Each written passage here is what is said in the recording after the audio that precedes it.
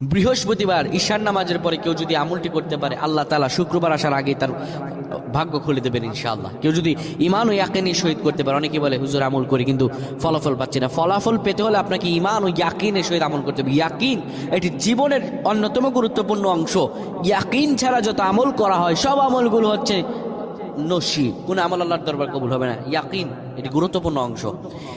বৃহস্পতিবার রজনীতে, যেটিকে বলা হয় শুক্রবারের রজনী, আপনি যদি অজু করে নেন, অজু করে যদি আপনি পবিত্র হয়ে ঘরের বিছানায় শুয়ে যাবেন, রাসূলুল্লাহ বৃহস্পতিবার কিংবা প্রত্যেক দিন ঈশান নামাজের পরেই ঘুমিয়ে যেতেন। আপনি পাক পবিত্র বিছানায় শুয়ে সূরাতুল মুলক তেলাওয়াত করবেন। সূরাতুল মুলক তেলাওয়াত করার পরে এরপরে আপনি 7 বার পড়বেন আল্লাহুম্মা গফিরলি ওয়ারহামনি, আল্লাহুম্মা গফিরলি ওয়ারহামনি। এই পরে দুটি হাতের মধ্যে ফু দিয়ে চেহারায় লাগাবেন।